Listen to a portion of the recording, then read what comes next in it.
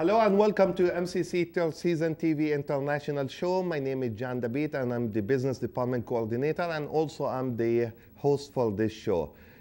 Today on our show we have a special guest from our sister college, Scott Community College, my friend Susan Hess. Susan is the CAS advisor at Scott Community College. So I would like to welcome you, Susan, on my show today. Thank you, John, for this opportunity. Good morning to you. Thanks a lot. And Susan will be talking to us about her international students and her involvement with some of the international students, especially from Central America, that they have a special program at Scott Community College. Susan, we'll start with a very simple question. How did this idea of helping disadvantaged students from Central America and the Caribbean areas started? If you can just give our audience some sort of a background of the program. Of course.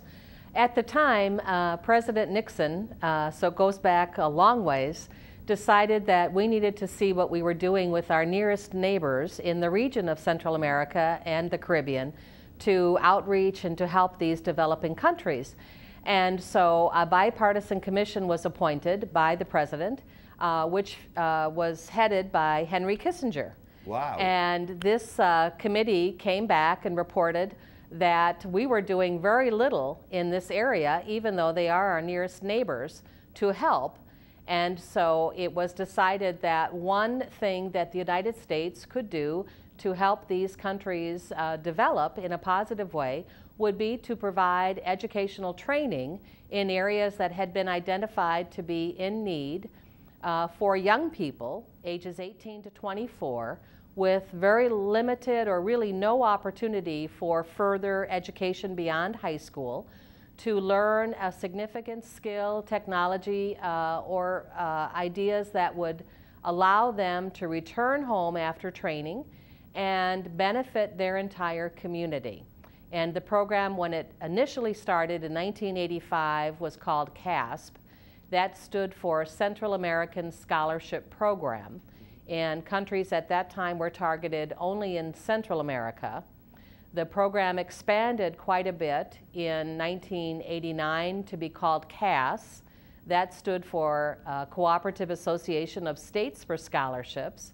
And presently, the program is called SEED, Scholarships for Education and Economic Development, which is actually what this program has always done. So that is a tremendous acronym, SEED, Scholarships for Education and Economic Development. Scott Community College joined in 1988 and have been a partner member ever since. Wow, that's really a good number of years. That means that you have been involved with this program. When did you start really getting involved with that, Susan?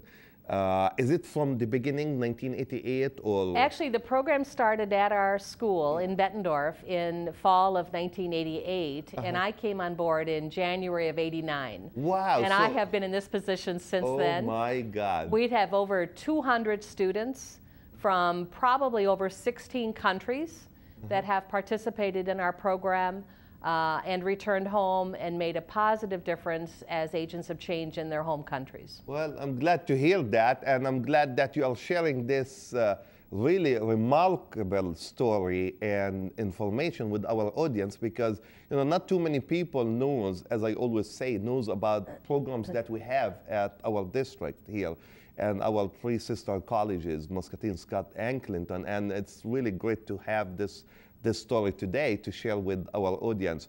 What has been the impact on the students who get selected to come here and spend a year or two and then go back to their countries? What has been the impact on those countries and their regions and stuff like that? As a matter of fact, in the 25 years or so that this program has been in force, we have actually seen in the participating countries the development of a middle class where before there existed no such class. Basically, in most of these developing nations, you had a poor class and a rich class and nothing in the middle. So this program, in the 25 years that it's existed, has actually helped to develop a middle class in many of these countries by empowering these future leaders, and well, many of them are leaders today, actually, to become positive influences in their home community. So if somebody comes to you, that means Susan, and say, hey, well, you know what, why should we care? Why should this program continue? So what will be like the answer for something like that? Well, the first thing I would say is that this represents less than 2% of the State Department's funding, and this program is funded through the United States Agency for International Development, and our administrative entity to this program is Georgetown University. They oversee the program and decide which colleges will participate to provide the training. The impact at our local institution is phenomenal, and in our community is just amazing. You have an opportunity for Iowa community college students, many of whom might have desires to study abroad, but not the finances or the time necessary. Studying side by side with these students and learning about the world through their classmates. That is a tremendous opportunity. Our students volunteer throughout campus and in the community and really make a positive difference while they're here sharing their culture, their customs, and their hopes for their country's future. Yeah, and this will bring me to now my next question. Well, how is this program funded? You mentioned it's like around 2% from State Department, but if we can get more idea about how this program is funded, and do you deal like with, for example, legislators or legislators in Washington, D.C., at the national level, at state level? I mean, do you communicate with them? Do you ask them to support such program? Yes, as a partner with Georgetown University, we are very proactive in making sure that our state and national legislators know about the positive impact that having this program in Eastern Iowa contributes. And I have had tremendous support from Congressman Braley, who is part of our 1st District, and soon I look forward to working with Congressman Loebsack's office, as well as tremendous support from Senators Harkin and Grassley. And yes, when I am in Washington selecting students or for annual meetings with Georgetown University personnel, I will also make a trip to Capitol Hill and visit with those folks to tell them the great story about what our students are doing at our campus and in the community. And it's a positive visit, and we have tremendous support. And I'm very happy to say that Georgetown University actually looks at us as a leader in their member institutions when they want an extra letter of support or when they're concerned about funding being delayed from USAID to allow them to move forward with a new group of students. Yeah, and I'm glad also to know that, because this will be also a good opportunity for us also to talk about a program like that and talk about the importance of continue to fund a program like that, especially when you hear the great, what I will say, effect on us as a college and on our students, again, even native students and those students that we bring from Central America, and then the change that they take back with them to their countries and the region. And that's really a great story to tell. Can you tell us more about the history of this program at Scott Community College? I know you just mentioned that started in '88. Right. But if you can share more with Sure. us, please. We have trained over 200 students at the college, and the majority of those returned home, other than just a handful, with an associate's degree. And also English language. We offer an intensive English language program at the Bettendorf campus, and that grew out of the need for this program. There is no English language requirement for students when they are selected to participate in this program. Oh. So I have students that come with 0 English. Wow. Spanish might even be their second language, and they might speak an indigenous or Indian dialect as their first language. So we have an intensive ESL program for academic credit, just like you might study a foreign language at any of our institutions. And we get the students up to speed so that by the second semester, they are sitting side by side in at least one class with US students. And by summer, they are completely mainstreamed with United States students who are native speakers. and they can hold their own. These are very bright, intelligent young people who know that the English language will give them a tremendous advantage when they return home to their country. And that's really great to hear, because that's another question that I want to ask now, is that what other expectations are placed on these seed students? And as you start talking most probably about that, we do have like a presentation that you decided to share with us and with our audience. So our producer, Chad Bishop, soon will start rolling, you know, pictures and slides. And if you can share these kind of expectations that you are placing on these group of fine people and international students with our audience, please. Sure. In addition to their academic performance and the expectation that they will do their absolute best ability academically, students are expected to give back to the host community through volunteering. And at the same time, they are learning about the volunteer model that is the U.S. and especially is significant in the state of Iowa. And I see some pictures now. And on campus, the students recycle all the cans and bottles, and the refunds that they're able to recoup from that effort allows them to do special activities to experience the American culture through their international club. The maintenance department is thrilled that they take on this task, and the containers are scrubbed and cleaned on a regular basis. The students learn how to cooperate together. They work in assigned teams for the various tasks. And recently, they even added a quality control team because they were having issues with some non-refundables being included in their funding. We work cooperatively with the environmental club on campus, who then recycles the non-refundables for us in a positive way. Yes. It's nice to see all this and see them really well involved. And now we see Diversity Fest. Yes, annually the college tries to showcase the diversity that is at all of our campuses. We've had that event at Scott for many years, formally and informally. This just features on the left side of your screen. You see our 3 students from Guatemala dressed in their traditional clothing from their indigenous Indian populations. On the right, you see some students from Nicaragua and Haiti, featuring information about their countries. And then they also did some traditional folkloric dances.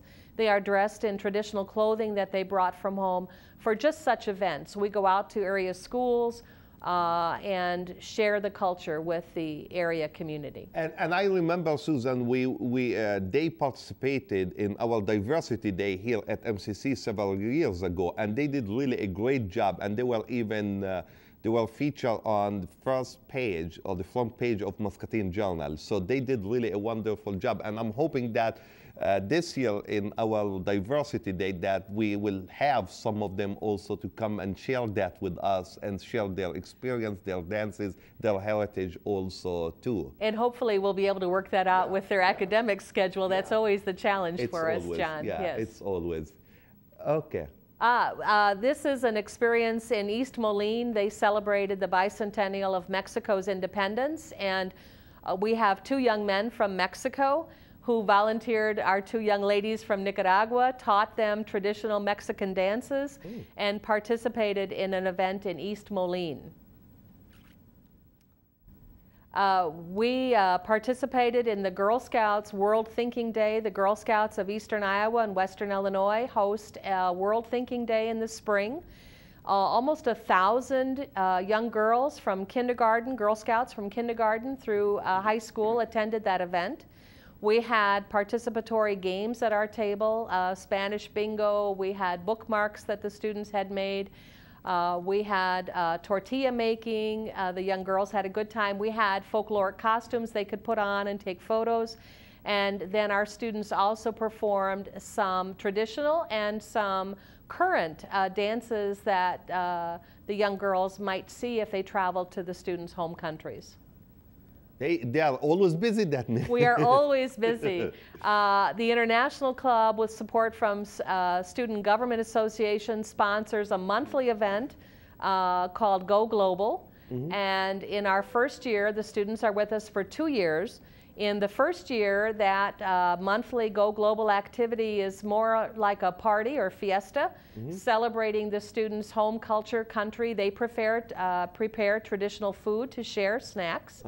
And then in the second year, which we are in currently, the monthly Go Global event, includes a presentation about the students' home country community action project.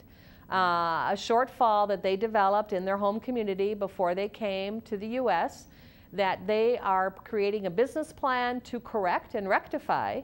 Wow. So that when they get home, not only will they be looking for employment, they will be looking to make a positive impact in their home community. Well, that's great also to hear that, because that's really something to take back with them home. It's like a blueprint to start their profession there and to change and to affect other people. That's really a great thing to do. Absolutely, and we have community action projects that range from after school sports and homework study programs for children to programs for expectant mothers and babies on malnutrition and how to eat more nutritious foods.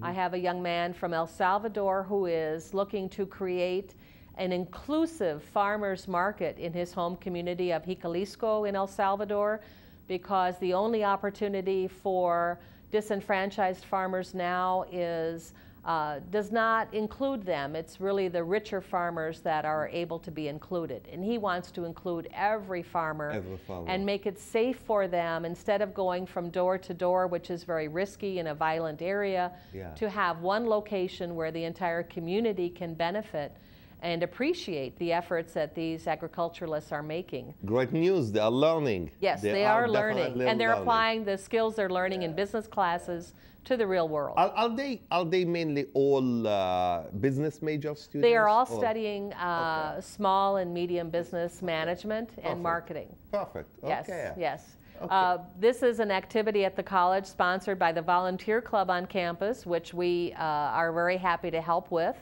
And every year they do an Easter egg hunt and party for children of students, faculty, and staff. And they hid over 1,000 plastic Easter eggs, help the students redeem those, the children redeem those for prizes, decorated the cafeteria, and just had a marvelous time, wore the mascot of the Scott Community College Screaming Eagle, as well as the Easter Bunny, and just had a great time. They've never experienced the concept of an Easter egg hunt before, and think it's really kind of an interesting activity.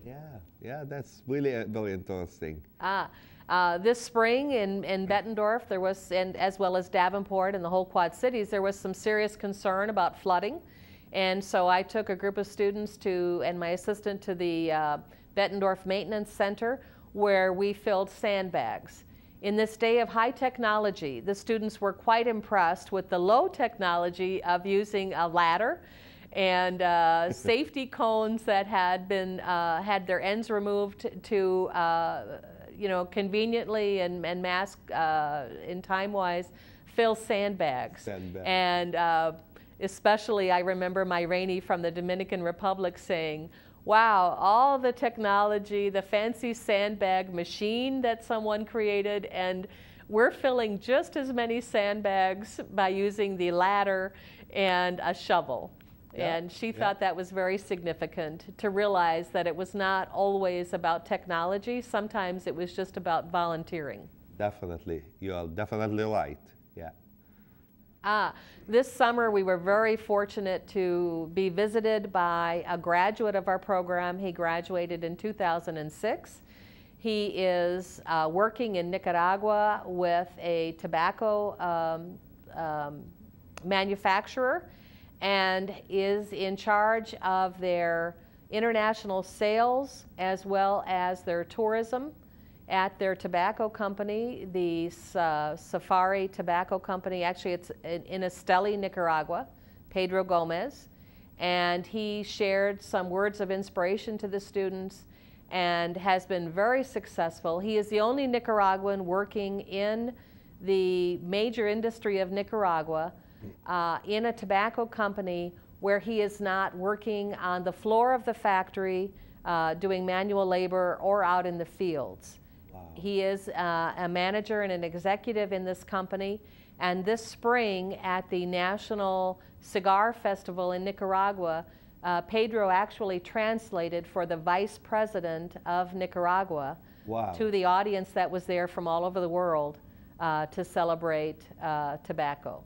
So quite an opportunity for us, yeah, and quite a success story. Exactly, more success stories to share about, yes, these international students. Right.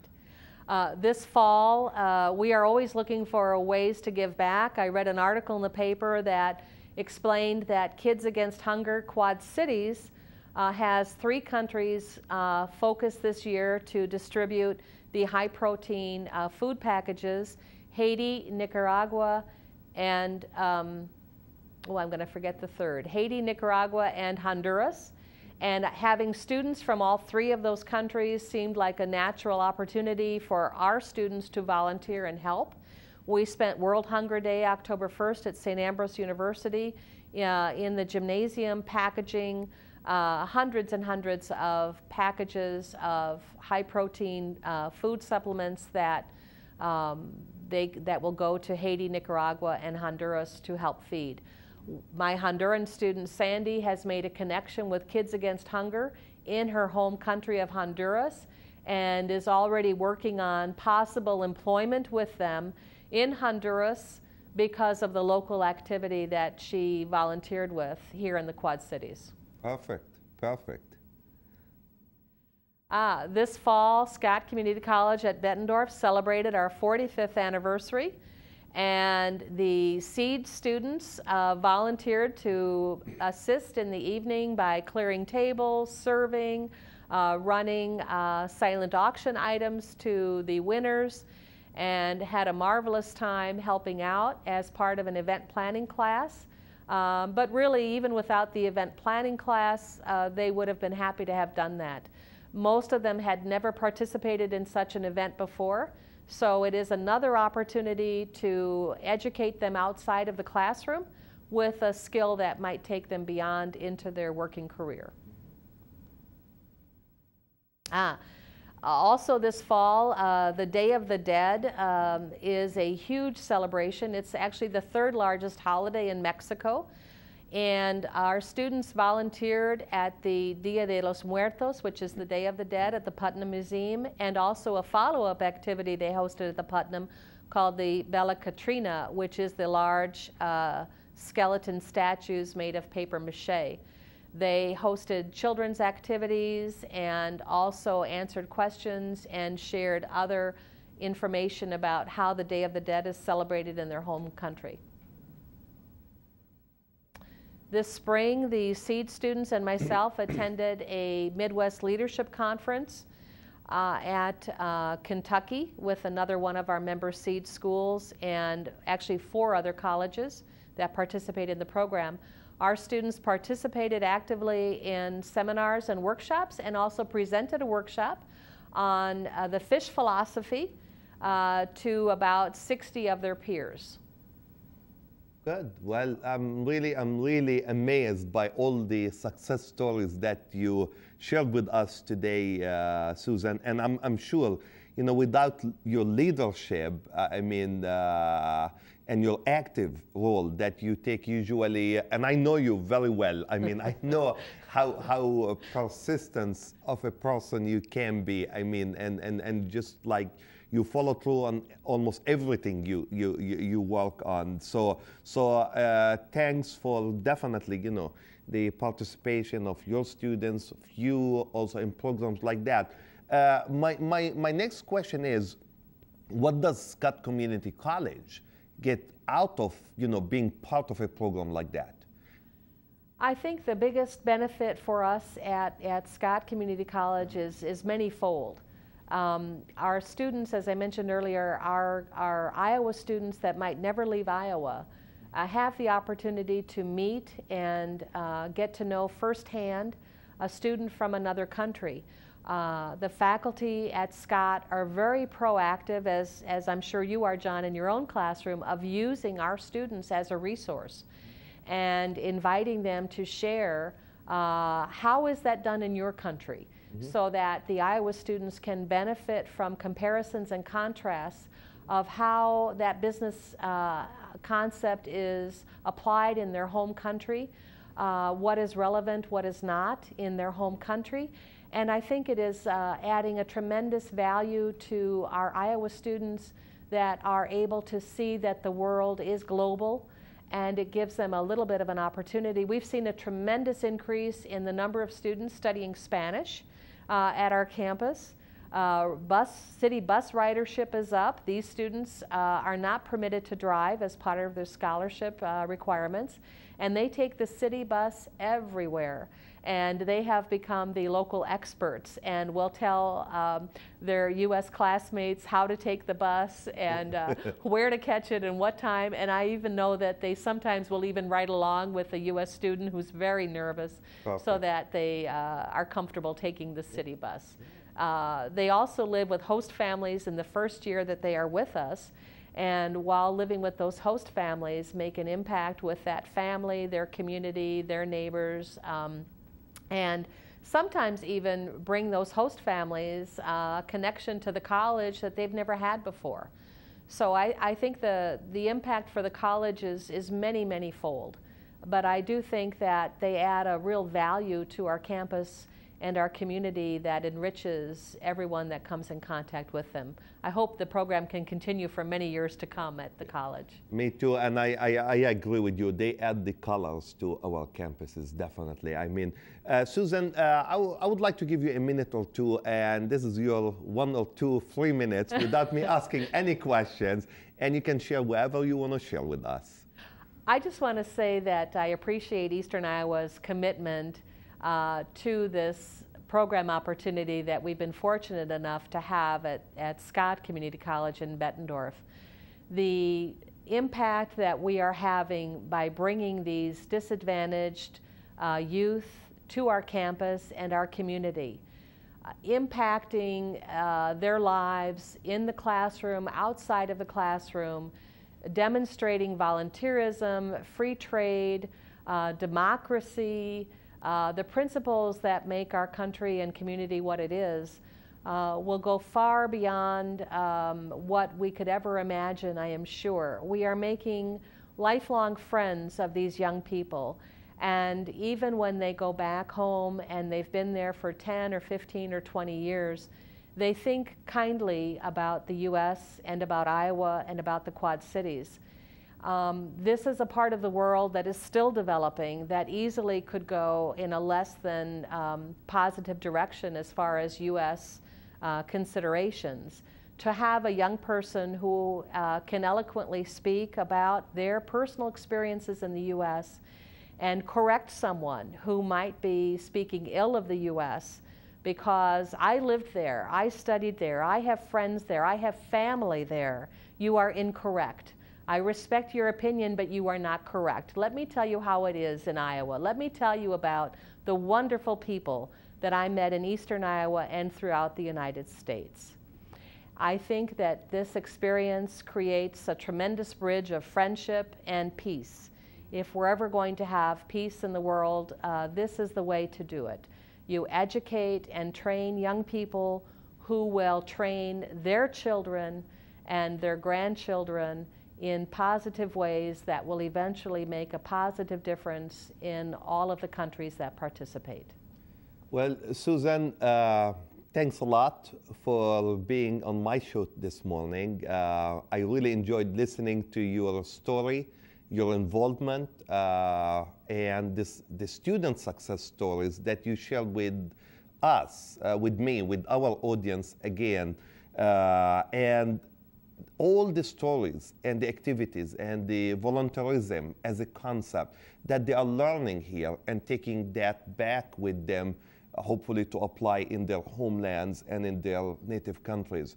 So many thanks for being with us this morning. And as I always say, if you have a question and or comments for me, please call me at 563 288-6064, or you can email me at jdebit@eicc.edu. Till next time, Muscatine, bye-bye.